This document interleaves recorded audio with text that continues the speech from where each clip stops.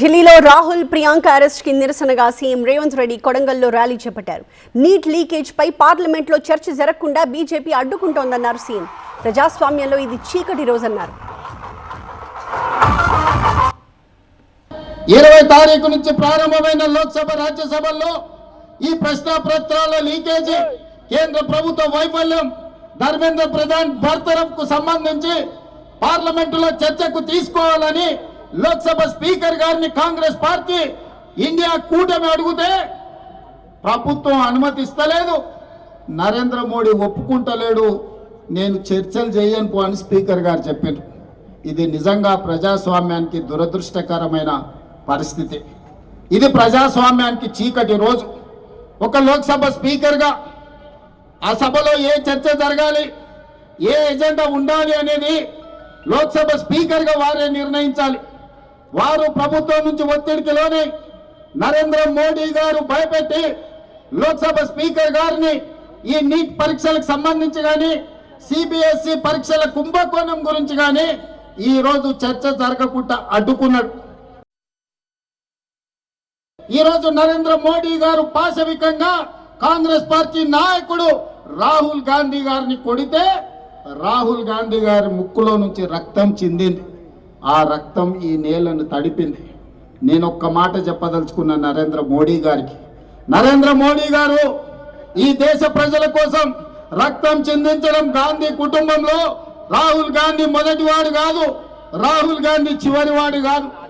ఆనాడు మహాత్మా గాంధీ గారు ఈ దేశం కోసం 30 ఏళ్ళు తెల్ల దొరలతో కొట్లాడి ఈ దేశానికి స్వతంత్రం తీసుకొచ్చాడు.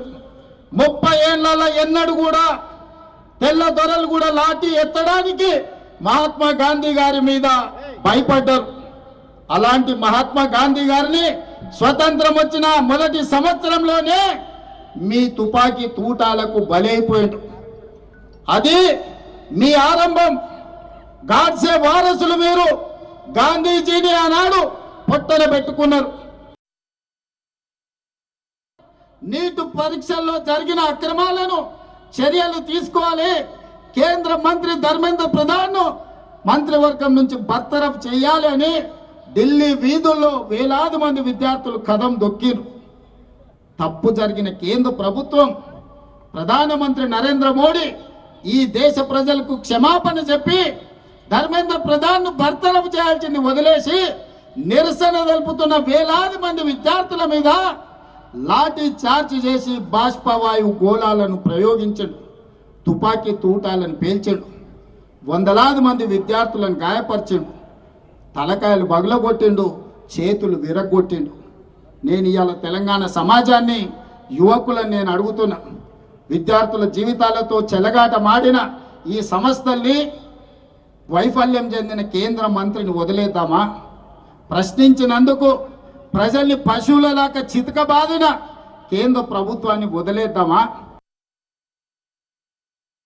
ఆనాడు బీఆర్ఎస్ ప్రభుత్వంలో ఇంటర్మీడియట్ విద్యార్థుల జీవితాలతో చెలగాట మాడిన గ్లోబరీనే సంస్థ మీద క్రిమినల్ కేసులు పెట్టి అరెస్టులు చేసి జైలుకు పంపకపోవడం వల్ల కేటీఆర్ బినామీ సంస్థ అయిన గ్లోబరీనా కేంద్ర ప్రభుత్వంలో సిబిఎస్ఈ ప్రశ్న పత్రాలను, పరీక్షలను తమ అవినీతికి వాడుకున్నారు.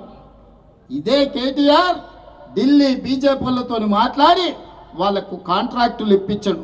ఆ విధంగా సిబిఎస్ఈ పరీక్షలు, ప్రశ్న పత్రాలను కుంభకోణాలకు పాల్పడ్డప్పుడు ఈ కోఆంట్ సంస్థను మీరు అరెస్టు చేయకపోవడము, కేంద్ర ప్రభుత్వం చర్యలు తీసుకోకపోవడం వల్ల నీట్ పరీక్షల్ని నిర్వహించే వాళ్ళకు కూడా ధైర్యం వచ్చింది, దొంగతనం చేయాలన్న ఆలోచన వచ్చింది. జాతీయ స్థాయిలో నిర్వహించే నీట్ పరీక్షల్లో ప్రశ్న పత్రాలను బజారులో పల్లి బఠానీలలా అమ్ముకున్నారు.